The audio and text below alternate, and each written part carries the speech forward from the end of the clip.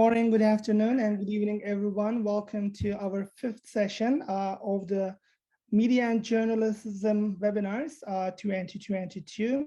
And we had amazing 4 sessions. We talked about on different topics and we had amazing speakers. And today we will be talking about learning about the Foreign Press Association, and our guest speaker is Mr. Ian Williams. But at the same time, we will learn about UN reporting and then how the United Nations Correspondents Association is bringing together journalists at the United Nations and gives a lot of news and disseminate information through the UN system.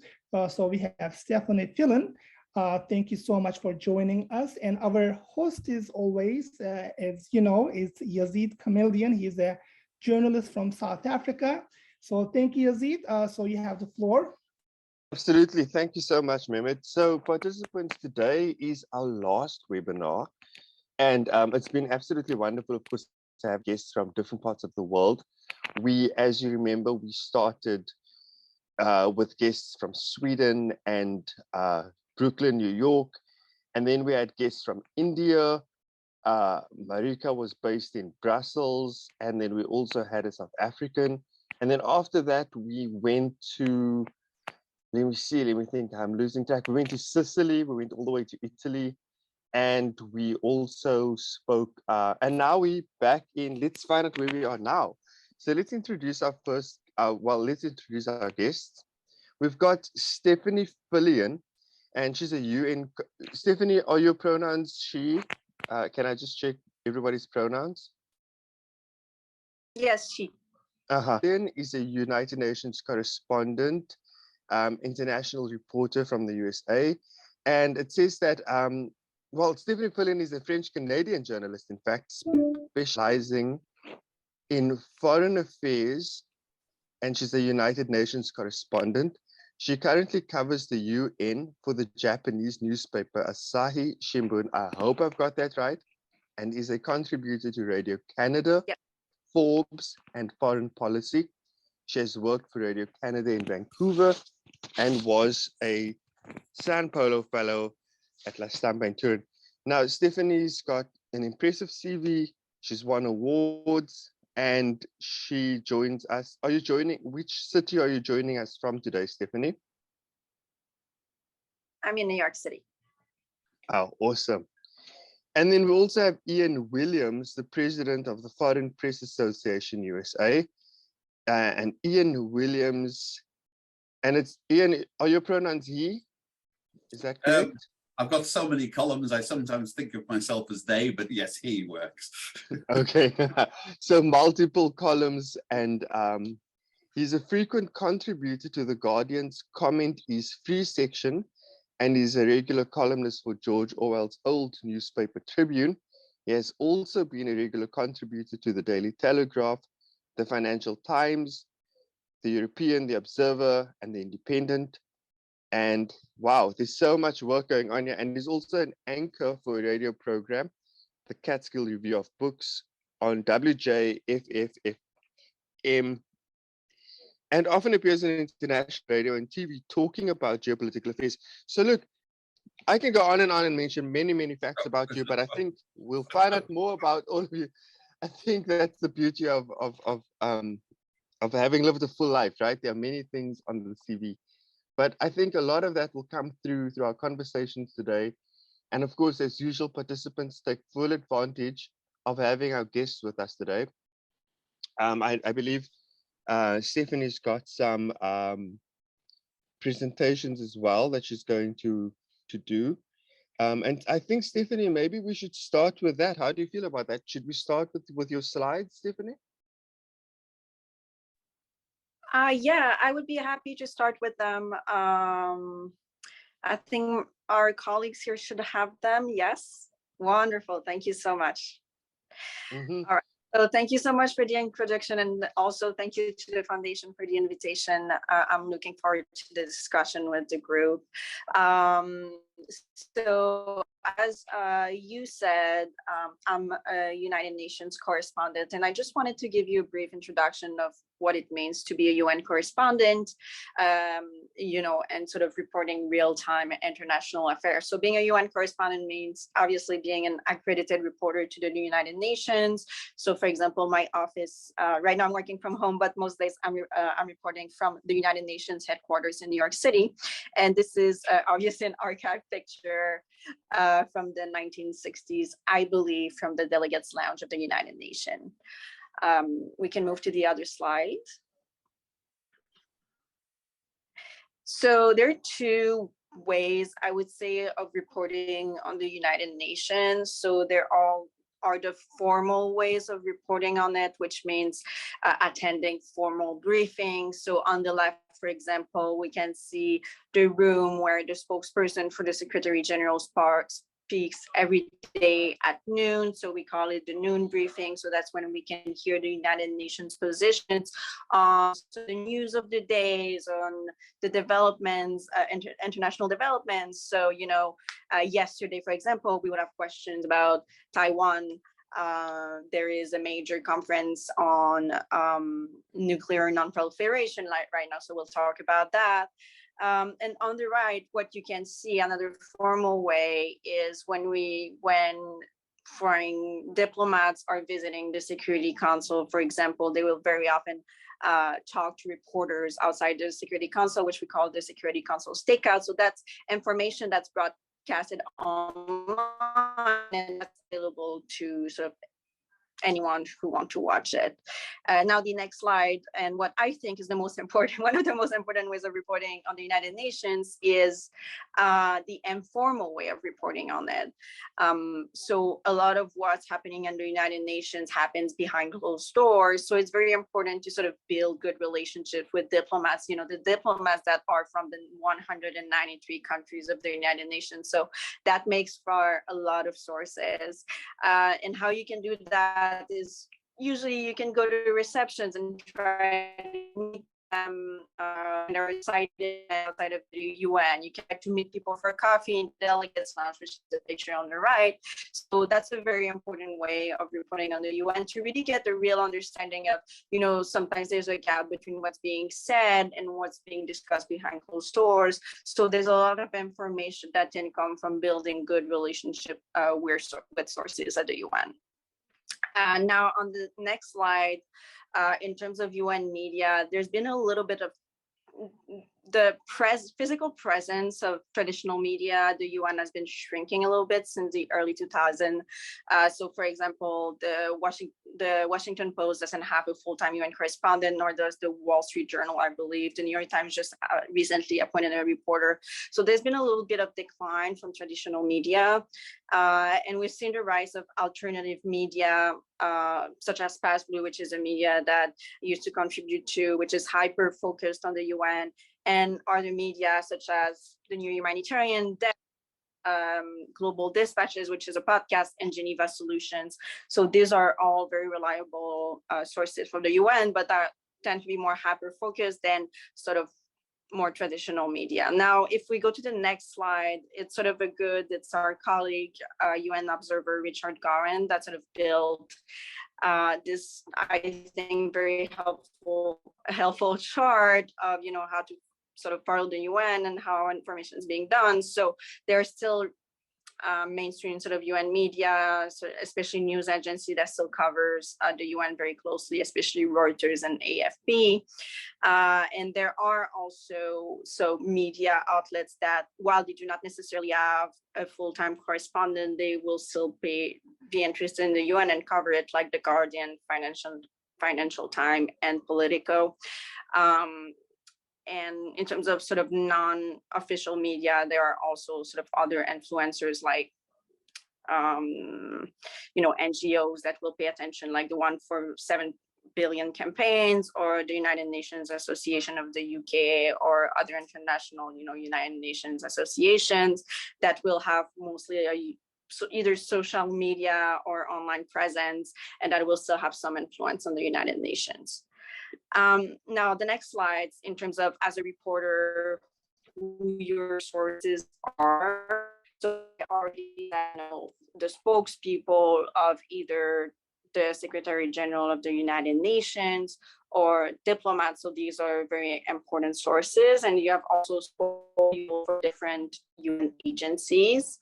UN employees can be extremely resourceful in terms of getting information about the UN. For me, retired diplomats or employees tend to be very interesting sources because the freedom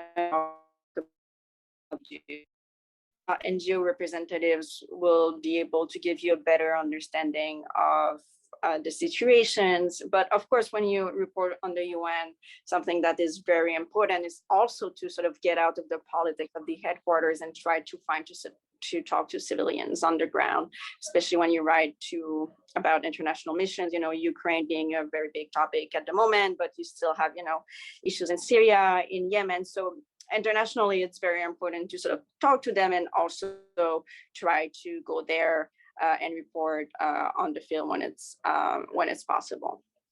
Now, the next slide, when it comes to challenges and opportunities that I find as a UN reporter, because I believe some of you may be interested to become journalists. So just to give you some perspective, I do find that the United Nations is a little bit underreported. So as I mentioned before, a lot of mainstream media have sort of taken full-time reporters out of there. So for people who are really interested in the UN, there are opportunities to find a lot of exclusive stories. And, to me, it's really been a gold mine of stories when you have good sources and you talk to a lot of people. You'll very often find new ideas for stories to write about.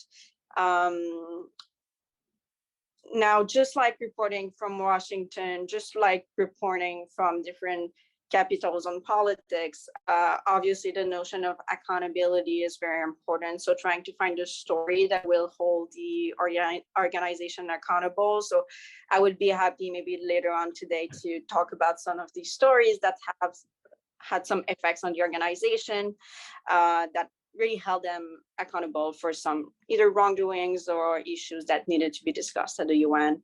Another opportunity is for people who are genuinely interested in international affairs. This is really where very important decisions are being made, and this is in a way where history books are written. Now, the challenges of reporting on the UN, because your sources really come from all over the world, standards when it comes to freedom of the press are different. So you need to really adapt, and you also need to sort of really stick to your ethics and your standards, because sometimes you're going to be very challenged when it comes to that.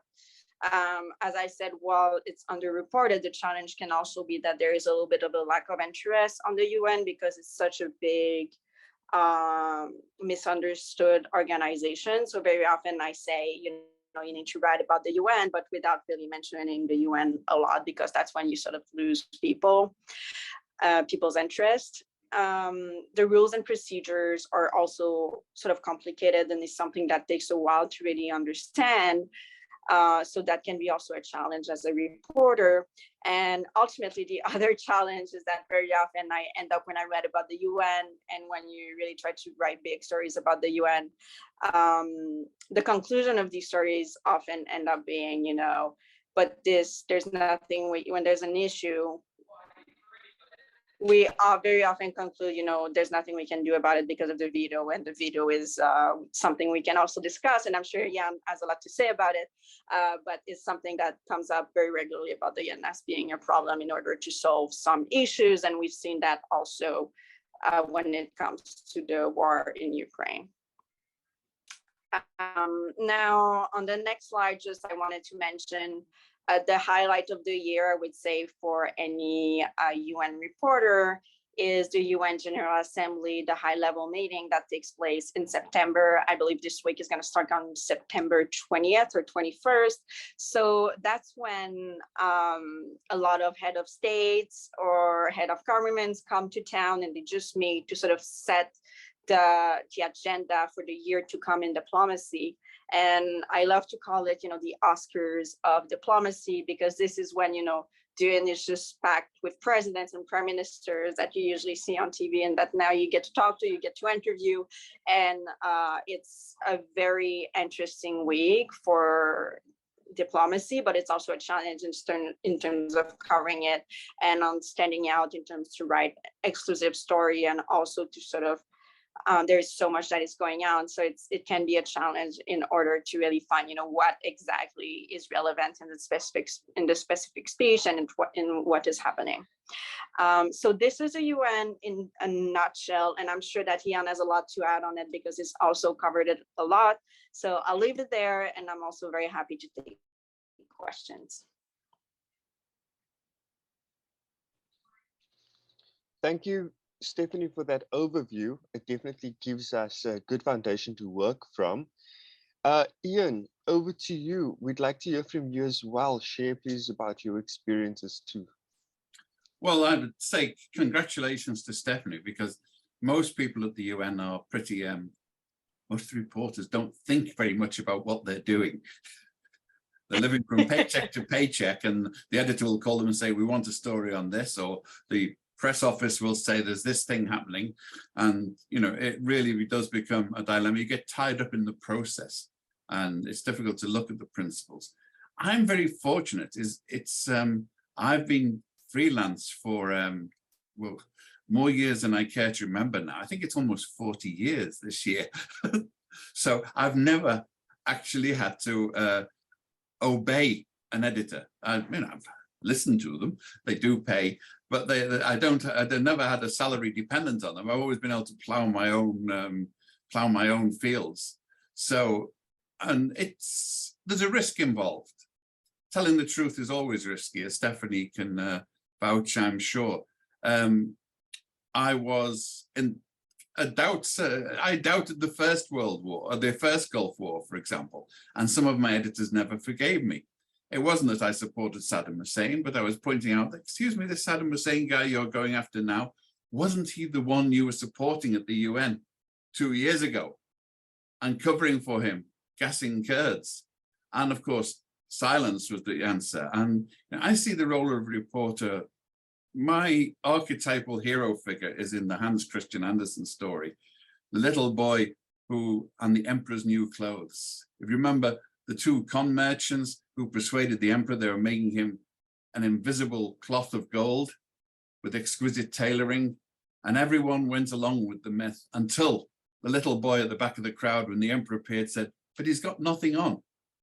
And the official story is, of course, that the little boy was praised. I actually think he was beaten up and cracked over the head by his parents for showing everybody up. And I see myself in the role of that little boy, just as Stephanie obviously sees herself as the little girl, whatever pronoun for such a role. It's very important that reporters do not go along with people's self-assessment. Just because somebody else thinks they're important and what they're saying is very sagacious and portentous, doesn't mean to say you have to validate them. You challenge them, and you always challenge it. Even when I was doing investigations at the UN and other places, and when I lectured to journalism students, I was first, you research the opposition first. If you want to be convincing, you have to know what they are going to say, what their excuses are. And maybe their excuses are real, but if they're not, you have to be able to have at your fingertips the information to stop them. Now, in international reporting, I mean, there's been so much changed. I do feel, I showed some pictures of myself in China during the Cultural Revolution to two Chinese lady businessmen. And they said, Mr. Williams, you met Zhou Enlai? You're a living fossil, which I think was meant as a compliment, I'm not sure. But the penalties to being a fossil. And one of them is having a memory and realizing how things were. When I first came to New York, the British press corps used to get up early in the morning, it bought all the New York tabloids, it rewrote them and filed them for London before lunch, and then went either to Costello's bar or the golf course, depending on the weather, for the rest of the day. Within a few years, the internet had come, and if you sent a story to the editor, he'd say, but I know that one, I've just seen it on the internet. Or, hang on, you can't sell me that story. You just had it in the Australian, which was a huge drop in income, by the way, because we're all selling stories to multiple outlets across the world, and they all got them simultaneously now. And that's being a journalist has become much, much more precarious because of this interconnectivity. And somebody wants to know how it's evolved over time. I would say it's devolved more than it's evolved. My real income has certainly not kept pace with events. But on the other hand, there's a lot more satisfaction. It's easier to get sources. It's easy to get hold of people. But this is something that freelancers should never forget. It always helps to have a title. So for many years, I was the UN correspondent of The Nation. And even though the editor of The Nation wouldn't publish me because she disagreed with what I said, but she wouldn't say that she disagreed, it meant that I could hug the title around and people would listen, people would pick up the phone immediately. And eventually, of course, in my own name and reputation would get me there. Oh, you're that Ian Williams? Yes, sure. We'll talk to you. So building a platform on which you're reporting is very important. People, especially people who make decisions and people have important things to say, are usually very busy and harassed all of the time. So you have to establish for them why it is they should talk to you. And that involves a lot of trial and error over the years in getting stories right and showing that you're even-handed. When I was at the UN, one of my successes was that I was I would be denouncing the US attitude to the UN, but still denouncing the UN when it did things wrong, which is what Stephanie does now. Because at the time it was either or, you either supported the UN and it was like democratic centralism, you supported it all the way, or you never wrote a bad thing about it, or you were in the US editors used to call me and say, we want the waste, corruption and mismanagement stories at the UN. And I would say, well, there are, but really you've got to put them in perspective. The UN doesn't have enough money to be wasteful and corrupt. New York City, one department of New York City Council siphons off far more money. The waste contracts for the US at one point for New York City were paying 760 million to the mafia, more than the entire UN budget that was being skimmed off on the side. So it just puts it in perspective, and putting things in perspective is, I think, one of the things that a good journalist has to do. The trouble is that sometimes it disparages your own epoch-making stories when you do it. Where did I get the foreign policy expertise? I trace it back to when I was a kid and the public housing projects in Liverpool. I used to collect stamps. And I kid you not, it's one of the best investments I ever did. Not because I don't think the stamps are worth anything, but the fact that I managed to go through a whole decolonization era, noting countries changing names, noting countries changing hands, tracing them on the map, seeing where they were. And it was a wonderful background. So you came to the UN and there it was. In between, I had spent a year in India on a Nuffield fellowship studying Indian unions, which gave me a real view on the ground floor of India in a real sense, very real ground floor. I was involved in student politics. I got expelled, and in deference to you, I was expelled over South Africa. We occupied the Senate House of Liverpool University for 3 weeks over its South African investments. So I got the bum's rush, as a result of which I later got to meet Nelson Mandela at the UN when he first came there. And once again, I managed to rock the boat because everyone was saying, oh, wonderful, great, Madiba's here. I was one of the few who said, excuse me, all of you people cheering him are missing the point he's making about the Middle East and Palestine. You're all going to fundraisers for Israel in the evening and cheering Mandela during the day when he's saying that Palestinians have had a raw deal. This is one of our lessons. People don't necessarily think in a connected way. They think in compartments. So they really think they can support Nelson Mandela as a great hero, still support the US government that denounced him as a terrorist, still say Margaret Thatcher's a wonderful person when she fought against anything that Nelson Mandela did, and so on. It's people do not think in connected ways, and it's part of your job to make those connections, which means you've got to do a lot of research, a lot of voracious looking. Today, we've just been speaking to somebody about Taiwan. and the implications of Pelosi's visit. Well, if you think about that, there's two ways of doing that. You can turn up with your notebook in the old days shorthand or a recorder, listen to what Nancy Pelosi says and record it and send it with a little background, a spokesman here, a spokesman there. But a serious way of looking at it as a journalist, as opposed to a reporter and a stenographer, is to look at all the implications. What has China been saying? What does Taiwan say? What's the root of this dispute? What was China's response in Hong Kong? What's happening in Ukraine? All of these factors come together to a coherent story. And as a journalist, your job is to pull these things together, not to present your particular view of it, although I'll unashamedly confess to having points of view on this. But you have to be in connection with all these facts. And it's amazing how many trivial details suddenly come back. I mean, when Sergei Lavrov was at the United Nations as the UN ambassador, we used to meet him at the bar and drink scotch with him. He used to tell atrocious, dirty jokes, which were very funny, by the way. But that all comes back now when you see him performing. It's all there. The fact that I met Nelson Mandela and saw his charismatic presence. Even the fact that meeting Bill Clinton, who I always thought was a complete skulldug, a complete crook. He's a charismatic crook. He really is. You have to see him to believe it. And you have to get this across to the readers. Why did he get away with so much? How could he shamelessly say something when it was, his pants were on fire, as they say? So these are the stuff you have to get in your reportage. Now, I was lumbered with the job of president of the Foreign Press Association. And since it's part of the remit here, the Foreign Press Association was founded in 1918. And it was founded by mostly Western reporters who had been covering New York as the world's financial center and Washington in the context of the First World War and the shift of financial and political gravity to this side of the Atlantic. And it's been going on ever since then. We've got minute books from during the Second World War, because one of the things that journalists like, they're very clubbable people.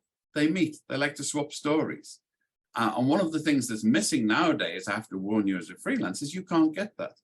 In the old days, in the UN Delegates Lounge or in Costello's bar across the way, reporters would get together and you'd swap hints and tips and you get perspective. You get introductions. People would say, oh, you want to write a story about so-and-so? You should talk to this guy. And it really worked. Networking is extremely important, and it's something that's very much missing now.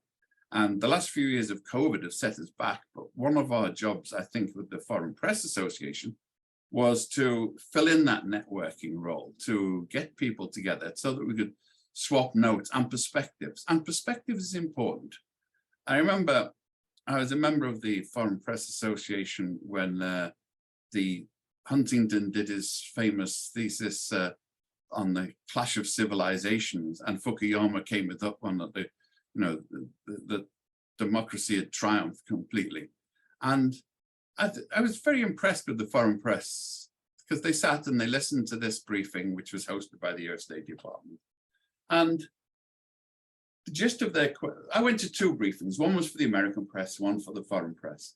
The American press, it was on the lines of, please tell us more, O great guru. Please share us more wisdom. And the foreign press basically looked at Huntington and said, which planet are you on? What you're saying bears no relation to reality. And, it was quite discomforting for him that, he was accustomed to bear deference to authority and his authority. When in fact, as history proved, I think Fukuyama actually apologized for being wrong. I don't think Huntington ever did about the clash of civilizations. But these myths carry potently, and these myths feed into foreign policy formulation. So it's extremely important for a lively and alert foreign press and a lively and alert UN correspondence press to puncture the balloons, to say that the emperor has no clothes at regular intervals. But it's an uncomfortable life because the mainstream press, and I don't like this mainstream media, it's a trope being used now, but it's often very true. They do not like stories that go outside their areas of comfort. So, you know, very few of us, and I'm proud to say I was one of them, said, look, there's no real evidence for the weapons of mass destruction. I'd spoken to the weapons inspectors at the UN, and they were horrified that they weren't allowed to carry on. I actually leaked the telegram that Perez de Cuellar sent in the First World War, in which he conveyed to Washington that Saddam Hussein was prepared to climb down, and it was suppressed. It was suppressed because they wanted a war. So I didn't like Saddam Hussein. I think he was an evil tyrant, and I shed no tears about his demise. Might have shed tears about the nature of his demise, because these things are important. But this is what you've got to be prepared to do, unless you're very, very lucky and find exactly the right editor and publisher. And they are few and far between, and they don't last long, in my experience, because money listens. And if you don't say what money wants, then you don't get paid for it, is the general rule. So, you know, I've spent 40 years of insecurity. The good news for you all is that in 40 years, as you've seen, I've had a colorful life. I've met with presidents, prime ministers, foreign secretaries, film stars, business chiefs. I've been to, I don't know, 60, 70 countries. I've been shot at in several places. It's a very rich and satisfying life. But as I reach the end of it, my pension is exiguous, and I'm not quite sure I can pay my rent. But I'll be homeless and happy if the time comes, because I think I have added to the world. And that's what, as a reporter, you want to do. There's some questions coming in. Shall I answer some of them now? Ian, let's firstly, thank you so much. That was really fun to listen to, and also informative. I think we will definitely look at the questions, and of course the questions are open to both our guests today.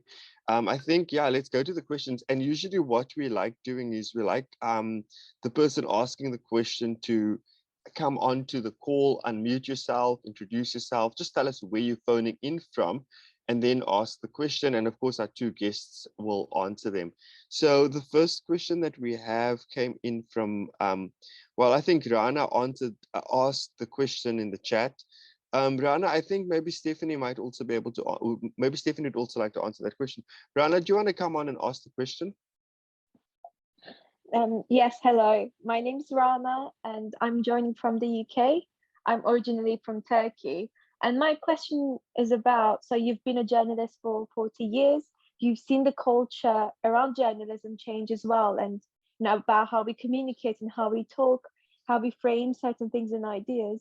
So what is your idea about political correctness? Do you think that kind of cultural shift had an impact on the way you report? And first of all, thank you very much. It was amazing to hear from both of you. I think this is going to be the best session so far. So thank you. Well, since you come from the UK, I will let you into a secret. For, I think it was 10 years, my most regular outlet was Private Eye.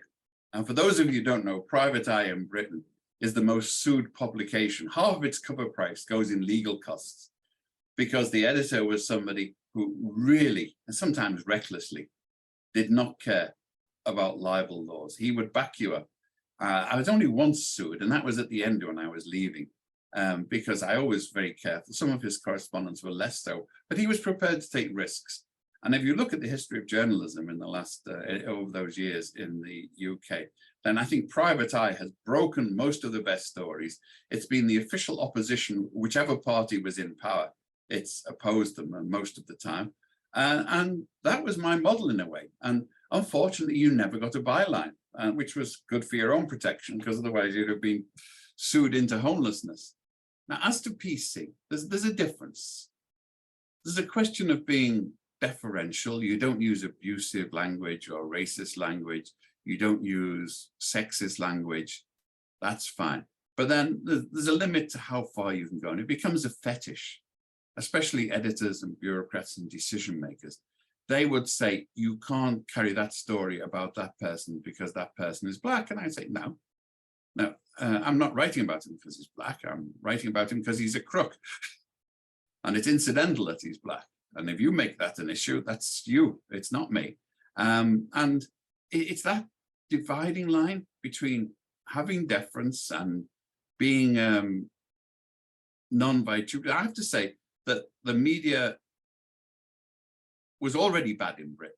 Remember, Fox News and Rupert Murdoch got their training in Britain. It was the British tabloids that trained them. And it wasn't just the Sun before then, it was the Daily Mail and the Express. And they were completely scurrilous yellow press who, it was only the libel laws kept them in check, and most of the people that libeled couldn't afford to sue them. Whereas the people who are rich in Britain, the libel laws protect them because the penalties are awful. But as for political correctness, I'm in favor of it insofar as being polite and in the discourse, but in the sense of bending over backwards and saying, no, we can't say that about those people. Or, I was quite free to say that didn't really impress me that Margaret Thatcher was the first woman prime minister. What impressed me was that she was the most reactionary, evil prime minister for 20 years. And I was not going to bend over backwards to praise her. Similarly, with when we come to the Secretary Generals, yes, I'm very pleased that Barack Obama became president to symbolize something, but I didn't feel any compunction that I had to go easy on him, because I think that he was a very bad president in many ways in terms of the opportunities that he missed and the way he kowtowed to big business. And I feel free to say that, and at the same time, support him against Fox and the others who are obviously using racist tropes to attack him. And that's the difference. Yes, sorry. Yeah. Ian, let's also get Stephanie's view on this. Stephanie, the UN is obviously a place of diversity in terms of the amount of countries that are represented there, different politics, different positions. Our question from our participant is this whole notion of being politically correct. What advice would you say in your experience? Look at these questions a little bit differently, because I guess when I write a story, I don't really think about political correctness and things like that. I mostly think about, I guess, more theoretical ideas, like the notion of like fairness and sort of being neutral when you write your stories. And the UN, there are really like as many points of views as you can get, because it's not only a geographical matter, it's a diplomat who's going to give you 193 countries that have 193 different foreign policies. And it's not only understanding this country foreign policy, but also going deeper and trying to understand why this country has just specific like foreign policy priorities. Sometimes it can have to do with their religious conflict at home or something like that. So it really has to it's really about having a very good grasp of what's happening around the world. So there's this geographical diversity idea, but there's also the diversity in itself. When you talk to someone who, gender diversity, racial diversity, but also a person with disability can give you a different perspective. So when you write about the UN, I think that's something you really always need to think about, and try to really diversify your sources and try to understand them. But another notion that has become more and more challenging, I would say, I think covering the war in Russia, and I know Ian has many, many more examples, but the war in Russia has been especially challenging because the notion of sort of alternative facts, and that's something we've seen in the UN before, but in the Russian one, it's something that is very complicated because, Russia will always sort of come with alternative facts to whatever the UN will present. And, in general, I'm not saying the UN is not neutral, but the UN intends to be as neutral as possible.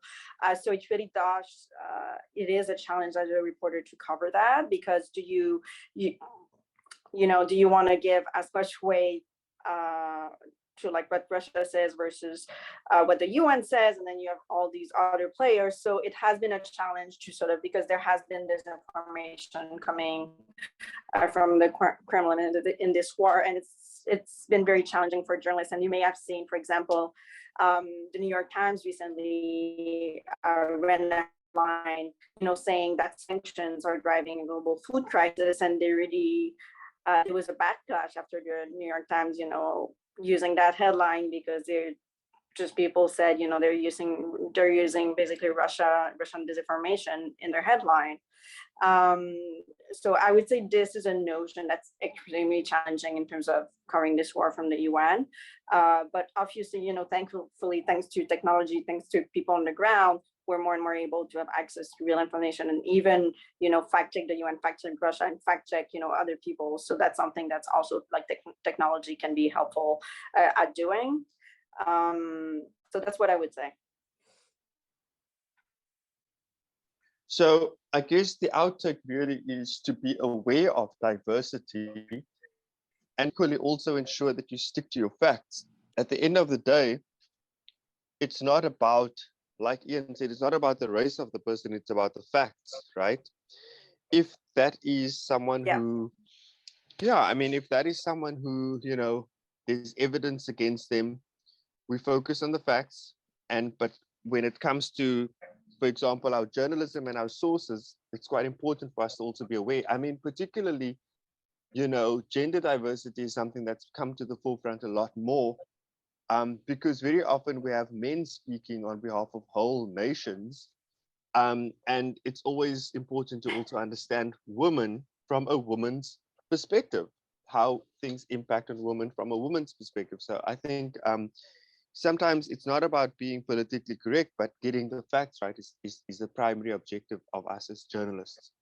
Could I just interject those? We had a recent example as president of the Foreign Press Association. We recently had a briefing from somebody on the Second Amendment and the alleged right to guns here. And I got letters denouncing me. It was a very hot subject, saying, why didn't we have someone from the National Rifle Association? So I said, when we cover the space program, we don't get the Flat Earth Society to counter them. We're not going to host obvious disinformation and mythology just to be balanced. There are sometimes the law of gravity is real. We're not going to carry somebody who says that apples fly up from the tree just because that's an alternative point of view. We do have to have some selectivity about reality here. That's a very valid point, and I think it's so important for us to make sure that we find credible. So when you speak about something, go find the people who know about it instead of someone who just. We know on the internet there are 10 billion. Okay, there's not 10 billion people in the world, but there are millions of people in the world with opinions. There are millions of people who are already there to stand on a soapbox and share their opinion. But it's our job to be discerning as journalists. We need to find the sources who are most credible. So, Ruba Thishan, can you please introduce yourself and also tell us where you're from, and then you can ask your question. Hi everyone. I'm Ruben. I'm sorry I can't be visible because of the connectivity here. I'm from Sri Lanka. It's thank you very much for the two speakers. It's very informative. And so my question is, I got this fellowship to cover the UN General Assembly this September, and usually it used to be an in-person one where they bring journalists from across the globe and give us the opportunity to cover. But this time it's going to be virtual, so I'm a bit skeptical about how I'm going to tackle this one. So I just need some tips from Stephanie or Mr. Ian about how I can cultivate sources or like keep in contact with the people, considering the fact that there is a UN resolution coming possibly on our country decision, considering the accountability and the war crimes and everything during the wartime. So I just need to get your perspective, Mr. Stephanie. Thank you. Ruben, may I ask you, Ruben, if you don't mind me asking, sorry, before we go to that, I just want to understand, Ruben, do you have any story ideas as yet that you want to follow? Because I think that might be a good place to start, and then you can cultivate sources around that. Because I mean, the UN General Assembly, yes, of course, there's going to be, an opening speech and so on, but like, there are so many other stories around that. Have you been looking sort of like into any story ideas that you might have? I'm just curious to know. Yes, actually, I'm not sure whether you are aware, but in our country we have a economic crisis. It's a worst one. So the inflation is on the rise. It's almost 60%, and there's a concern of food security. So I am looking at the angle of how international community will step up the efforts to assist our country during these difficult times. And we are expecting this possibly by end of this year, possibly December. So there's some talks, the UN agencies are working on it. So one possible lead I am trying to work out is on the food crisis and the food security country. Yes. Okay, thank you. At least you're making you've got an intention that you're walking into the Yes. The UN General Assembly with. Stephanie and Ian, over to you. I mean, UN General Assembly, the September big event. Ruben's going to be doing it, unfortunately, not in person. He said it's going to be virtual. Covering such a major event, please give us some tips, advice. That's what he's asking for. All right. Well, first of all, congratulations for the fellowship. That's always an amazing, it sounds like a fun and amazing opportunity. My first step for you would be to start as early as you can to report on this, because as soon as countries are going to start getting ready for the UN General Assembly, you're going to be very low on their priority, especially considering that you're not there physically. So in general, during the General Assembly, they will tend to prioritize medias that are there. And countries, unfortunately, they have probably started prepping the General Assembly now. So I would say, now is probably the time to start reaching out to people to make sure that, you get a hold of them and you get a hold of the right person, because very often it just takes a while sort of figuring out who the person you talk to is, even within the UN mission or something like that. My other advice would be to look at what countries, on the file, some countries definitely are more involved than others. So I would try to figure out what countries are more involved in that specific file and try to, reach out to them. So you can either go on the UN mission site and sort of find the contact for the spokesperson, or sometimes there are direct contact to the ambassador or to, deputy permanent representatives and something like that. You can also try to find UN agencies that may be involved in the countries. And you can even find, try to reach out at home as well. The UN bureau there, who's there, what they do. I'm sure they would be happy to talk to you, especially considering that you're doing a fellowship for the UN. So I would definitely sort of try to do that. And I'm not sure what fellowship you're doing, but if it's a fellowship organized by the UN, I would also maybe ask, you probably have a mentor or someone who's responsible for the program. So I would ask you to connect with some reporters, maybe from the region, who could connect you with other sources that they have, because sometimes just getting an introduction can be helpful just in terms of having a response from that person. I would say your first port of call should be the Interpress Service correspondent Talif Dean, who's been there for 30 years and is for all things Sri Lanka. Don't necessarily have to take his word for it, but he's a good person who will point you in the direction, even of dissidents and others who disagree, and is quite prepared to share with you which NGOs have covered this as well, because quite often in this one, it's pointless going to the missions because you know what they're going to say. It's almost a waste of time writing it down. But the Human Rights Watch, people like that will, the NGOs around, the Committee to Protect Journalists, they all have, they've all done stuff on Sri Lanka, and you should go to them. But start with Talif Dean, and if you have difficulty, I can send you his contact details. Thank you so much, Ian, and thank you, of course, to Stephanie. Thank you, Jan, as well. and Stephanie. Yes, definitely I will reach out to you.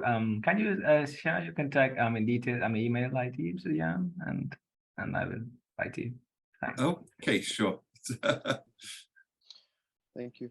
So I guess the big thing about the United Nations also is you know, when we go, for example, onto our social media platforms and so on, you know, everybody also, like I said earlier, everybody has an opinion about everything, including the United Nations. I think for me, one thing that I'm curious to know is how do you even begin to tackle, you know, a day at the UN? Because there are so many stories, so many options, so many people, so many things going on. Some stories are still in progress, others are decisions coming out. How does it work for you, Stephanie? How do you plan your diary? How do you, or is it dependent on also whatever else is happening in the world, and then you look at you know, links from the UN to whatever else is happening in the in the news agenda?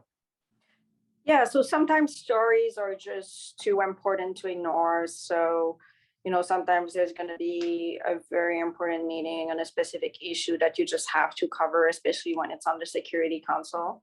And other times it's just a matter. So sometimes it has to do with instinct.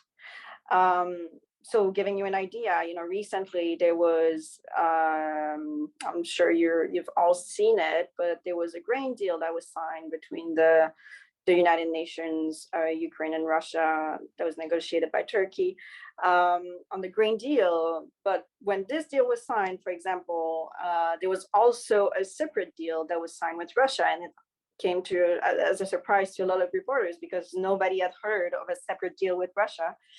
So that is something as a reporter that many reporters are going to have the instinct to look into what that separate deal is about and how it came about.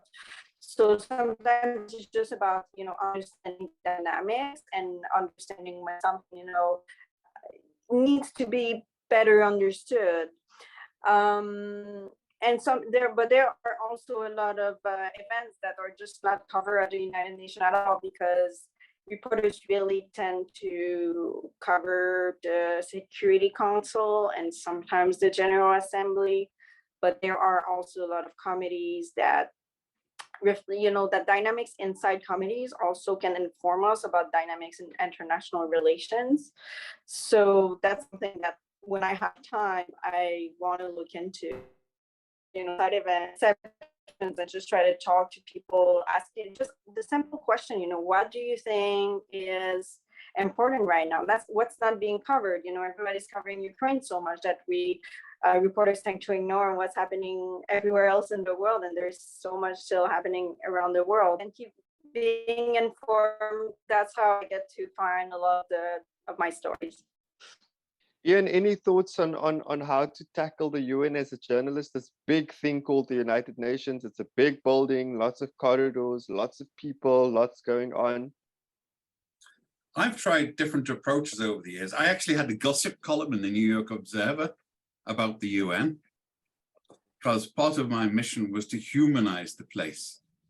So I went in and discussed the anomalies and the eccentricities, which I thought illustrated it. Like there was a cult based in the UN. They're still hanging around, some of them, but all of the female followers wore saris, and they used to meet for their guru regular intervals and smuggle him into the building. You'd have security guards. So I thought it was fascinating watching the dynamics of it.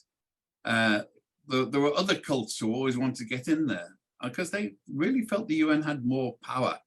The Scientologists were very eager to take over the General Assembly and to do stuff from there as well. It's so, you know, lots of eccentrics. The UN was a bit more prestigious in those days, but they wanted to be filmed on the podium of the UN. You know, I spoke at the UN. Well, you know, anyone could speak at the UN. You know, UNCA can invite anyone it likes to the UN. The missions can invite anyone they like to the UN, and they speak at the UN. But it doesn't mean what people think. So there were a lot of attempts to hijack the UN. I remember the Global Climate Coalition, when I was president of UNCA, wanted to hold a press conference.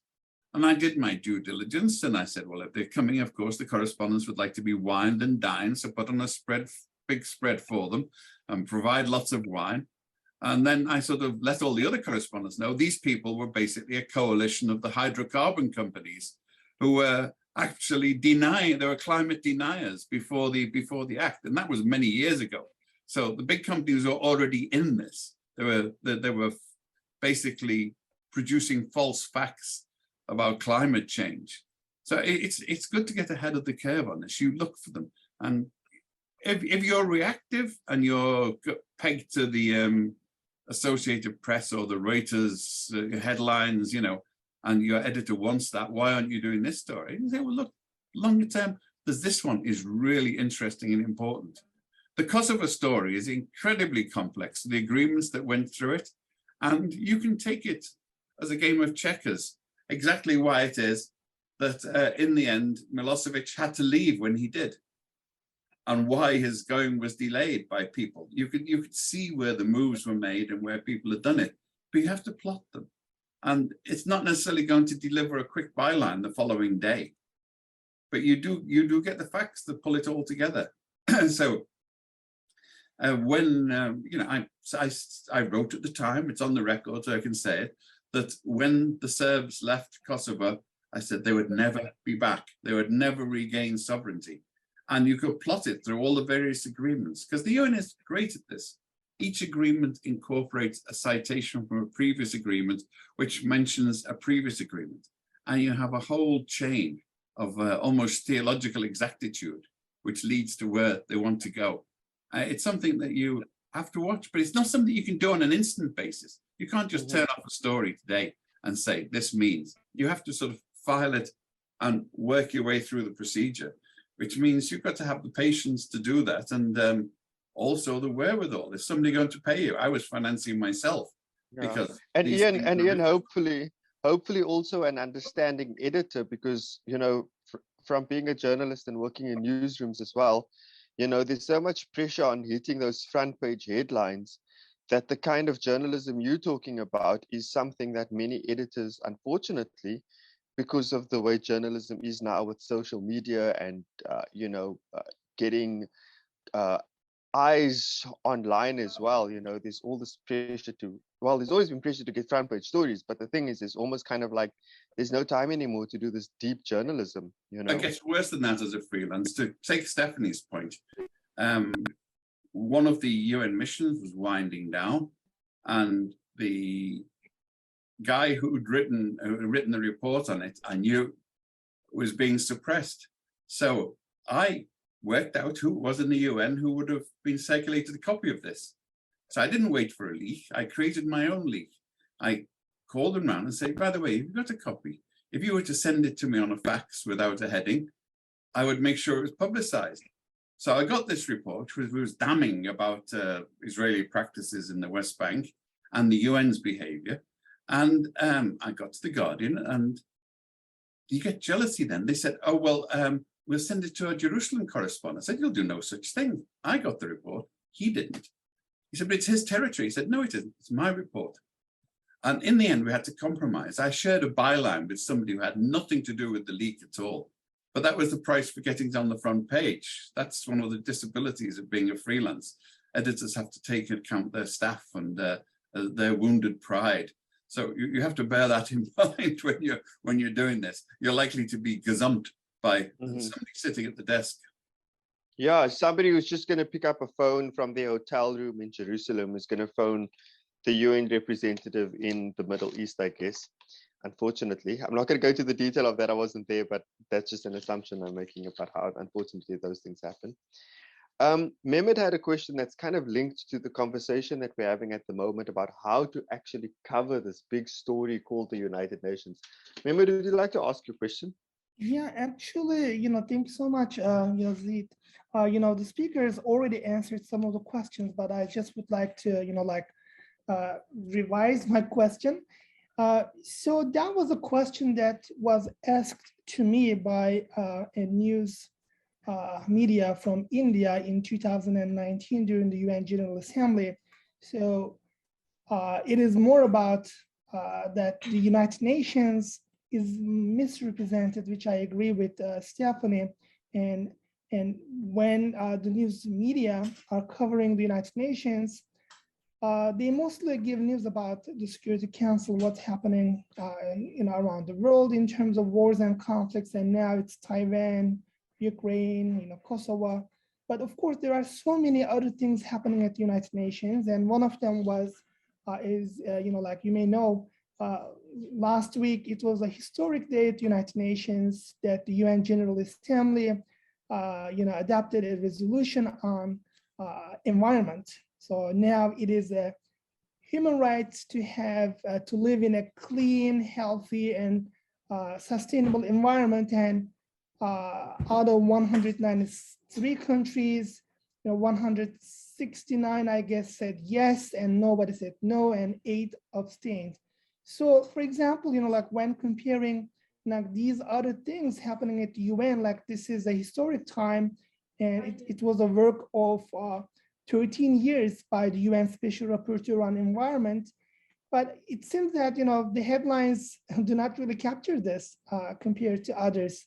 So in terms of, the UN Correspondents Association and the Foreign Press Association, what are you guys doing to give more, like news and stories from the UN other than the headlines? That was a question. So do you mean when you say other than the headlines, do you mean other than like the big stories? Do you mean like how do you? Yes, yeah, other than the big stories, I mean like the mainstream media, I don't want to call mainstream media, they have, they want to cover the headlines, like these wars and conflicts, but what can Foreign Press Association or UN Correspondent Association to do to give more voice to other things happening at the UN? I think I see what you mean. You're talking, I mean, the big security stories, the crises at a point in time. And, a typhoon hitting Indonesia and killing 1 million people is news. But global warming killing millions of people over 5 years isn't news.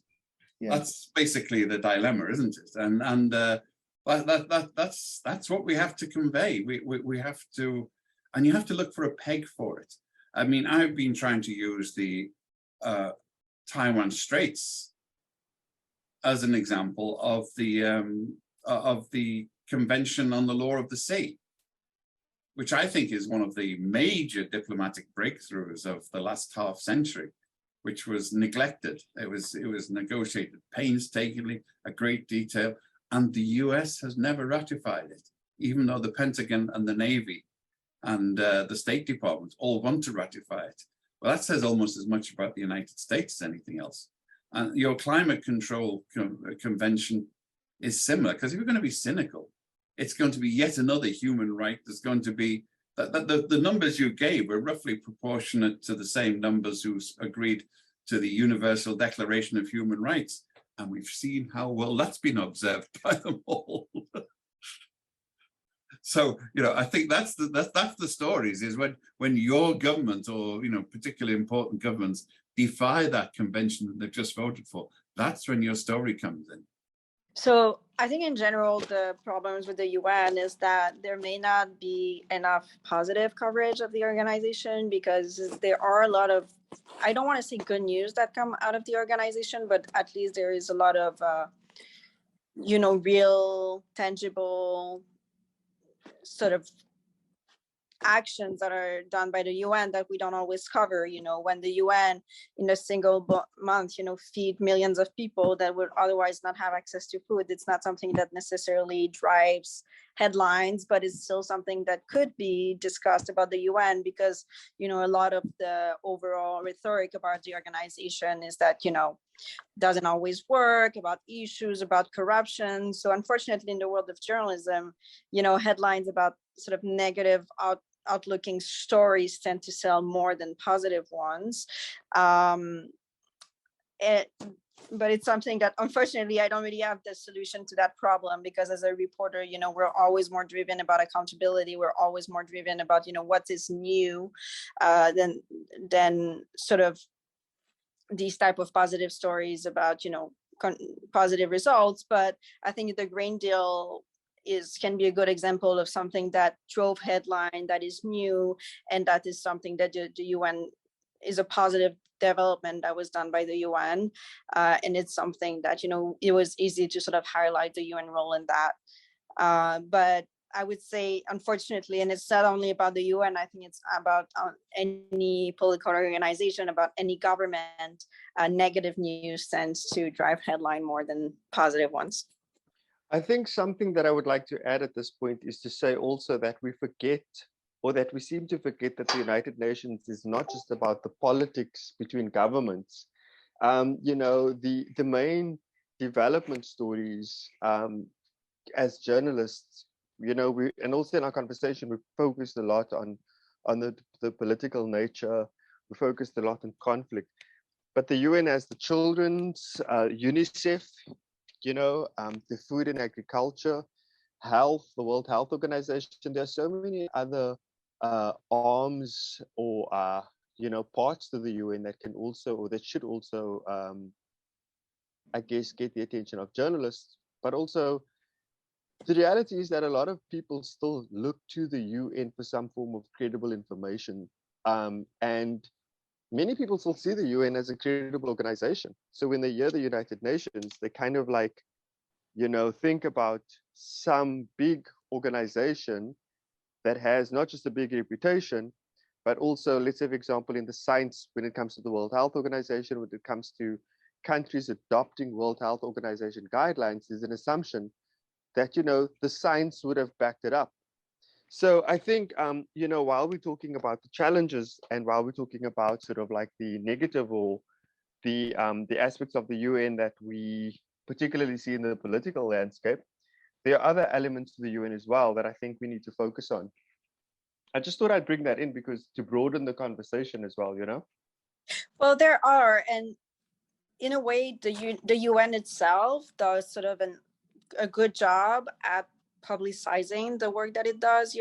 There's UN News, which is not an independent organization, but it's somewhat credible, where, the UN sort of summarizes the work that it does on a single day. So people can have access to that. And, professional journalists work for the UN. So even though they don't have the freedom to sort of report on anything that they want, it's still like, if you want just basic news understanding of sort of what happened at the UN on a single day, it's a resource that can be helpful to sort of learn about the UN. And these also organizations that are part of the UN, but that, we don't always know, like the World Food Program. These organizations also do sort of a good job through their social media, through sort of their own page, to sort of publicize their work. Yeah. Look, participants, I also just want to say that it's not that I'm speaking for the UN, right? That's not my goal here. But essentially what I want you to do is I want you to broaden our conversation and say that the UN is more than just the intergovernment politics. Of course, that plays itself out a lot at the UN, where we have, and unfortunately, the structure of the UN is problematic as well, with the veto, how certain governments can just make a decision that overrides a whole big part of the world. We've seen that so many times. But I think for the purpose of journalism, we need to tackle this. And when we look at the UN as a story, it's kind of humongous. And I think you need to have your niche, or you need to have your focus, right? When you walk in there, especially if you're going to be covering the General Assembly, you need to be knowing what you're going to be looking for. Are there any other questions? Let's have a look at our chat. Mehmet's got more questions. Do you want to go for it? Yes, maybe this can be very helpful for our participants. To Ian, how can our participants be a part of the Foreign Press Association? And for Stephanie, how can our participants become a UN correspondent? And I know that there's an accreditation by the UN, so I would appreciate if you could just brief on this. I guess I can start talking about how to become a UN correspondent, because it can be quite challenging, because journalists within big media organizations, journalists that tend to be to get the UN correspondent jobs tend to be very senior reporter, because you sort of need to have an understanding. You need to have been posted basically all around the world in order to really get the sort of tough job and to cover multilateralism and really get a good understanding of it. So if you look at, the United Nations Press Corps, there are a lot of very senior correspondents. So it can be a little bit of a challenge to get a UN correspondent job.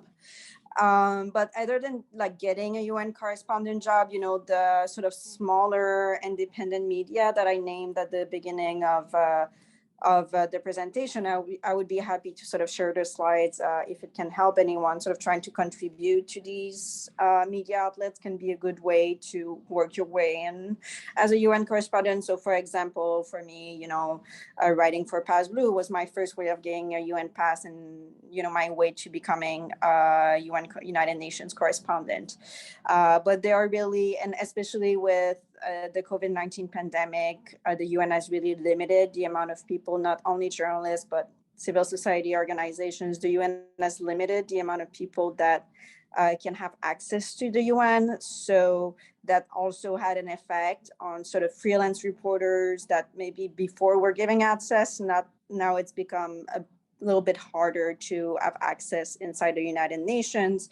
But I would say there are ways, you know, I see participants are all around the world. So there are ways to also cover the UN's work, not from New York City.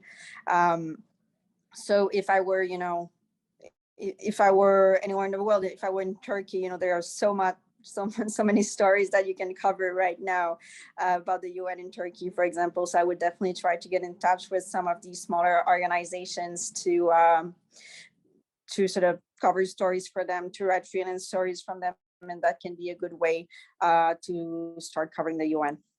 Well, from what I remember of the UN correspondent, Stephanie's being a bit kind when she says they're very senior. A lot of them are doddering on their sticks and should be pensioned off.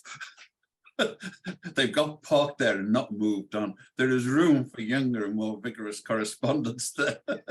Stephanie has to worry about her colleagues stabbing her in the back in the corridor if she says it. I don't. I'm the senior most of all.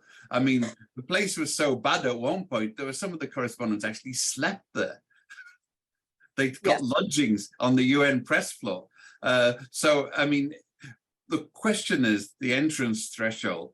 You have to have a resident, you know, a US visa to get in there. Secondly, you then need to prove that you're a registered correspondent, which the UN checks, and you have to renew every 6 months.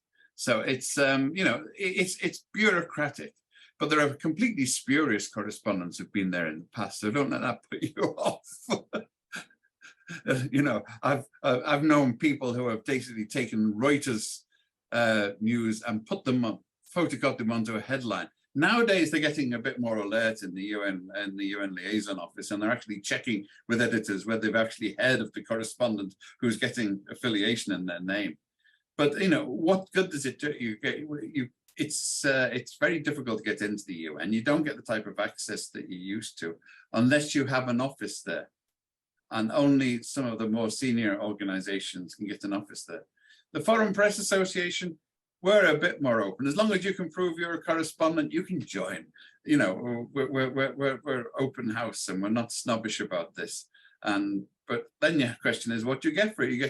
You get our press card, which is fine. Gets you free into museums in New York and other places, and looks impressive when you go around. But interestingly, you get almost as much as our own members. Because of COVID, we have been having weekly briefings, which are online on Zoom. And we found this has been wonderful because it was forced upon us. But so instead of having to find a venue, get a speaker and bring them along and get the correspondents along, now basically we send out a MailChimp in the evening saying we've got, as today, Vincent Wang, professor from Adelphi University on Taiwan. And the following morning, we've got 30 people in the virtual room listening and watching. And it's even better than being in the UN briefing room or wherever. It's now broadcast for posterity. It goes on YouTube. It goes on LinkedIn. So, you know, we're actually getting more coverage.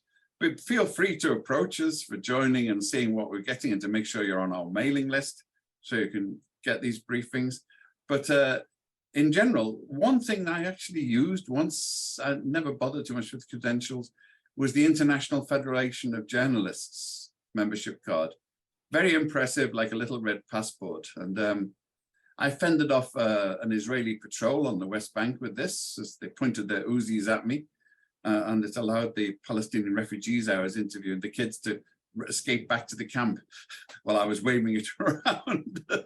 So that's one of my successes. But mostly press passes get ignored as much as anything else. They're great for getting into buildings sometimes. But New York Police Department doesn't recognize their own pass. They threw me onto a boat at 9/11. And they don't care. It's for your own safety, they said, as they threatened to break my nose and throw me onto the thing. I've never been that keen on first responders ever since. But that's another story. Yeah. I want to add, though, that, you know, to all our participants, when it comes to the UN, start where you are, right? Because a lot of our countries have some form of UN office or link. And I think getting to know how the organization works, getting to know people, that's all part of the job. Networking, you know, finding the stories. So New York might be sort of like the big UN. And I've been there, and I've been on a tour, and I actually know one of the South African journalists who's based there. And, you know, he showed me sort of like the rows and rows of offices next to each other, you know, and I kind of like felt almost like I was at the parliament, because I used to do some parliamentary reporting back home in South Africa. It just looks like all these offices next to each other. And I was like, this long corridor that you walk down, you know, and they've got the briefing rooms. And of course, they've got the big plenary rooms as well, where the General Assembly happens, and the Security Council and all those things.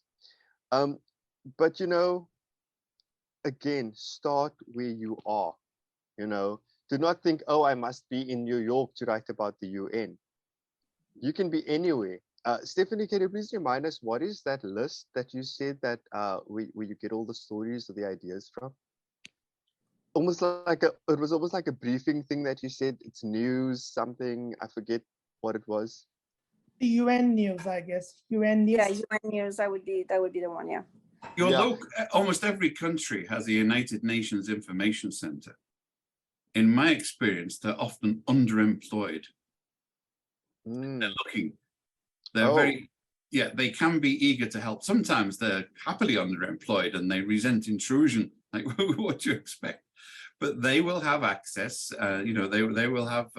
They will be getting the daily briefings from headquarters, what the business is, what's on the agenda, what all the committees are meeting, and all of that stuff is there. And lots of this is available on the internet, and using your local UN information center as a resource will do wonders. And, you know, it is mostly, as you say, all of you have said, it's underreported. There are stories there that go missing because, unfortunately, and it's up to you to put the pepper in the porridge for this, because all across the world, you mention the United Nations and editors go, oh, they fall asleep on the spot. You know, it's up to you to spice up those stories, to make sure why they're interesting and relevant. And to do that, you have to avoid the way the UN often presents them. You don't want to go to an editor or a newspaper and say, there's a high-level committee meeting in the preparation for the committee for the conference on, etc., etc. And, you know, process stretching to the horizon. You do not want that at all. You want to say, you know, the bomb is about to be banned, or, you know, China resists nuclear, China tries nuclear blackmail at the NPT. You have to pick what the story is and go for it. Yeah. And what's so important is to know your beat. If you are good at education or health, or whether it's politics, whatever it's going to be, I think when you walk into an organization like the UN, which is so big with so much happening, also as a journalist, know what you want to focus on and know what you're good at.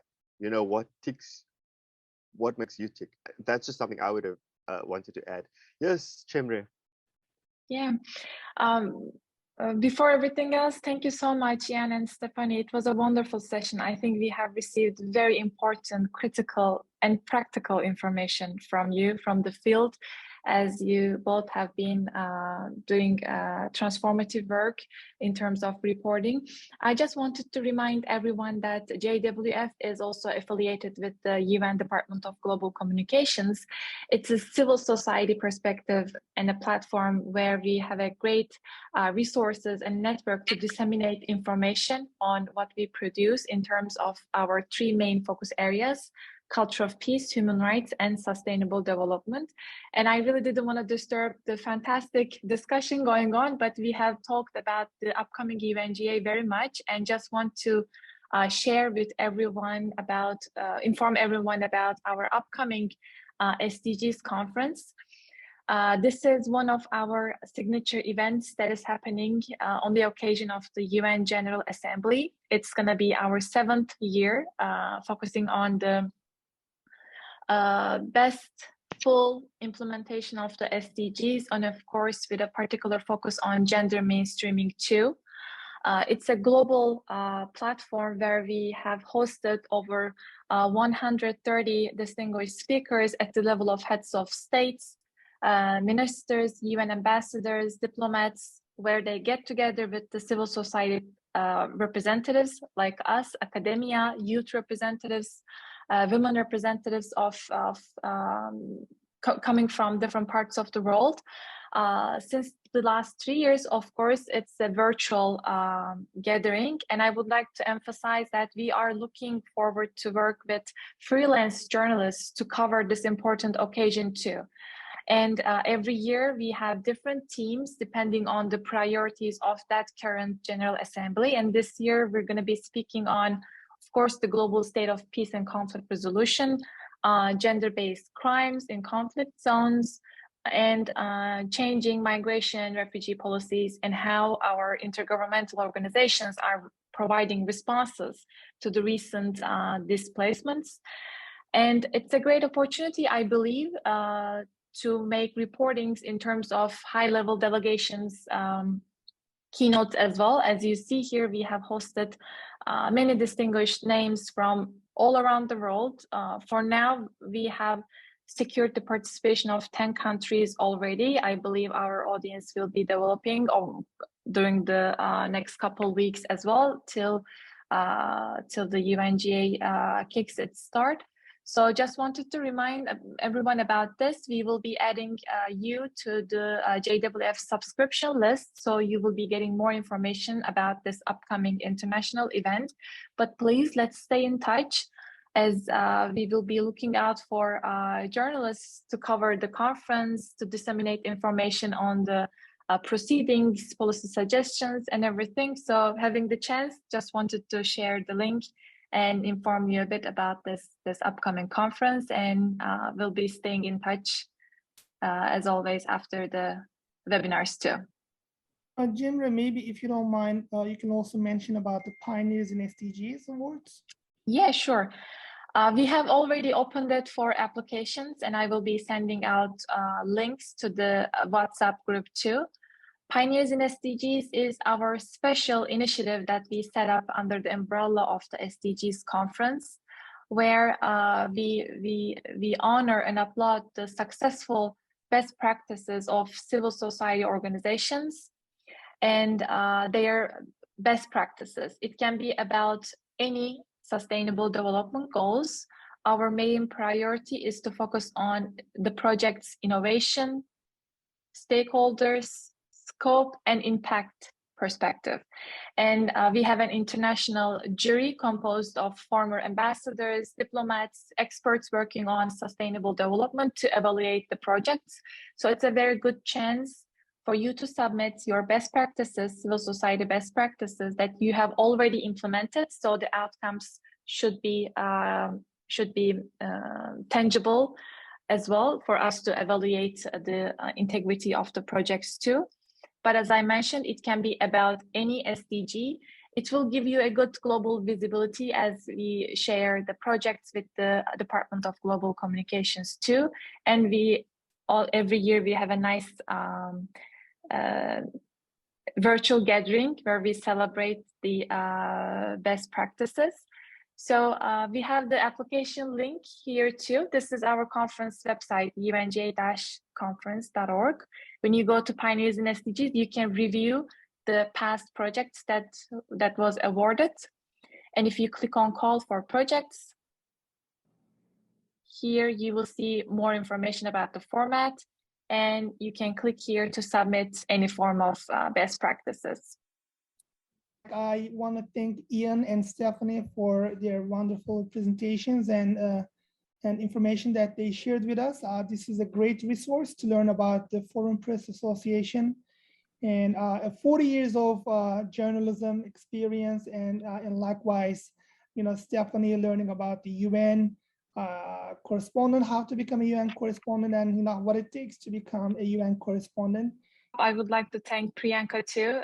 She's been amazing assisting us throughout the program with everything. So thank you so much, Priyanka. And of course, many thanks to Yazeed with his wonderful moderation, his brilliant questions, warm-up openings. Thank you so much, Yazeed. It's an absolute pleasure. And I've had fun. I can't believe it's over. It was so quick. Wow. To participants, we have had exposure to some people from the field, from different parts of the world, all committed to journalism and all having had amazing experience, whether it's in the Ukraine, where Isabel was phoning us from, or Sweden, where we had, Abdullah phoning after having to leave Turkey. This is such a great opportunity. And, it's really something for you to build on. So there's a ton of resources that have, been sort of shared over the last 5 sessions, and even now, the opportunity to work as a journalist with a UN affiliated organization. Take up every opportunity you have. Journalism is a very exciting life. Let me put it that way. It's an exciting life. It's not just a job. So from my side, I just want to wish all the participants all the best with their careers. And I hope to be reading your stories. We want to see you out there doing journalism. That's it from me. Thank you.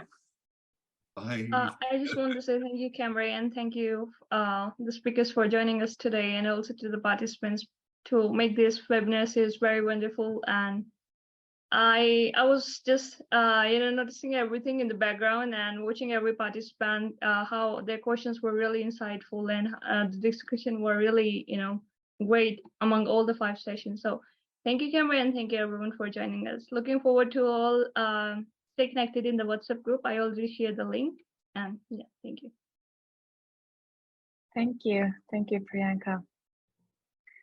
Well, Mehmet, anything very, very endly? No, I know. I think we don't want to go, but this is the end. Thank you again for everyone. Ian, you want to say anything else? I mean, anything to? No, it was stimulating. I always like these sessions because they make me think.